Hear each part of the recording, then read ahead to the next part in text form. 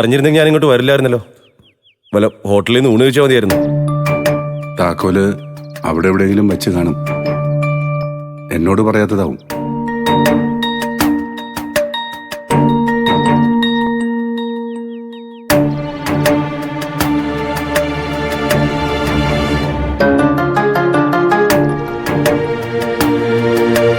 ഇല്ല, ഇവിടെയെങ്കില്ല.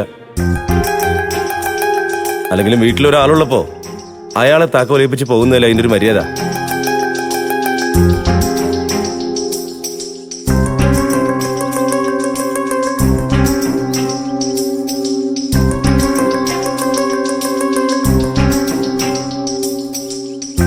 അല്ല, അങ്കിളിന് ഭക്ഷണം എടുത്തു വെച്ചിട്ടാണോ അവര് പോയത്? ഇല്ല, എനിക്ക് കൃത്യസമയത്ത് ഭക്ഷണം വേണമെന്നൊന്നുമില്ല. പക്ഷേ ശ്യാമൂണ് കഴിക്കാൻ വരുമെന്ന് സോനെങ്കിലും ഒന്ന് ഓർക്കേണ്ടതായിരുന്നു.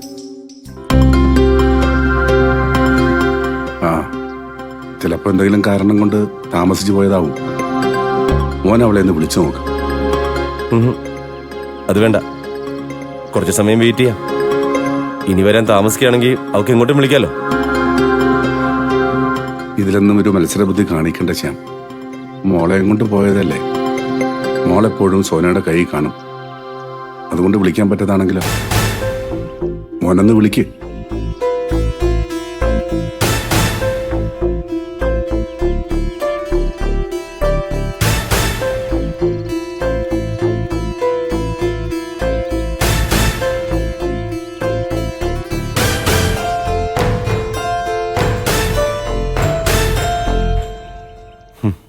ഫുൾ റിങ് പോയി, എടുത്തില്ല.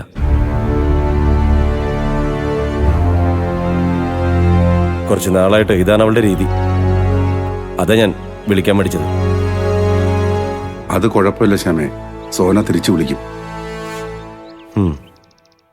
നോക്കാം. 10 മിനിറ്റ് വെയിറ്റ് ചെയ്തിട്ട് ഞാനങ്ങ് പോവും. സത്യനൊരു മാരേജ് ഫംഗ്ഷന് പോയിരിക്കുക. ട്രാവൽസിൽ ആരുമില്ല.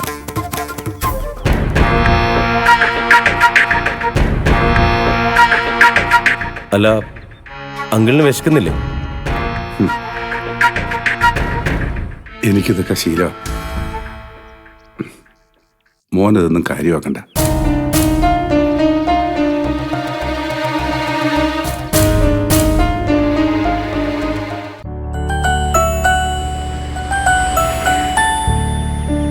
എല്ലാം എടുത്തു വെച്ചില്ലേ? ആ, എല്ലാം എടുത്തു വെച്ചിട്ടുണ്ട്.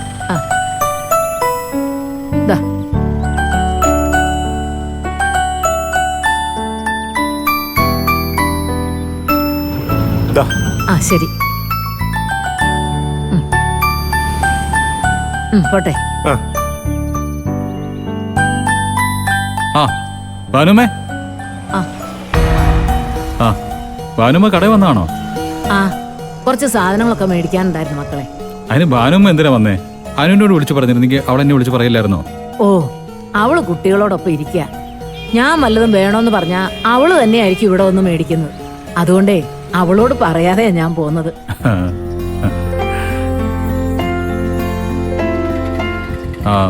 ഞങ്ങൾ അവിടേക്ക് വന്നുകൊണ്ട് ഭാനുമ്മയ്ക്ക് ജോലി കൂടിയല്ലേ? അയ്യോ, ഇതൊന്നും എന്നെ കൊണ്ട് ആരും ചെയ്യിപ്പിക്കുന്നൊന്നും അല്ലല്ലോ.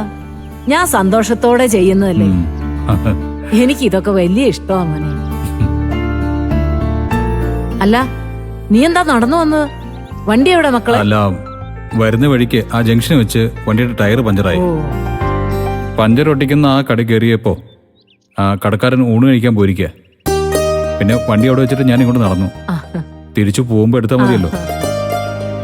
അപ്പോഴേക്കും അയാൾ പഞ്ചർ ഒട്ടിച്ചു വയ്ക്കും. ആ, ഇന്ദ്രനെ ഊണ് കഴിക്കാൻ വരുമോന്ന് മാഷിന് സംശയം ഉണ്ടായിരുന്നു. മക്കള് വന്നത് നന്നായി. മാഷിന് സന്തോഷമായി കാണും. വരൂന്ന് പറഞ്ഞാ ഞാൻ വരാതിരിക്കോ ഭാനുമേ? പിന്നെ അമ്മയും സോനയും വീട്ടിലില്ലാത്തതുകൊണ്ട് അവിടെ ഊണ് കഴിക്കാൻ ചെന്നില്ല എന്നുള്ള പരാതി ഉണ്ടാവില്ല. അമ്മയും സോന എങ്ങോട്ട് പോയി? ശ്യാമോൾക്ക് പോളിയോ കൊടുക്കാന്ന് പറഞ്ഞു പോയതാ. ആഹാരം ഉണ്ടാക്കി വെക്കാതെയാണ് പോയെന്ന് തോന്നുന്നു. അപ്പോ ശേഖരന്റെ കാര്യം എങ്ങനെയാ മക്കളെ? അല്ല, സുശീലയും സോനയും പോകുമ്പോ ശേഖരനും എല്ലാം ഉണ്ടാക്കി വെച്ച് കാണുമല്ലേ? അതറിയില്ല. എന്തായാലും അവർ തിരിച്ചു വന്നിട്ടായാലും ഭക്ഷണം കൊടുക്കാതിരിക്കില്ലല്ലോ. ഒരാളെ എങ്ങനെ പട്ടിണിക്കിടാൻ പറ്റില്ലല്ലോ. ആ അങ്ങനെ ഒരു മനസ്സെങ്കിലും അമ്മയ്ക്കും മോക്കും ഉണ്ടെങ്കിൽ നന്നായിരിക്കും. അല്ല, അനു നിസ്സഹകരണം തുടങ്ങിയതിന് ശേഷം അമ്മയെ അയാൾക്ക് ഭക്ഷണം കൊടുക്കുന്നത്.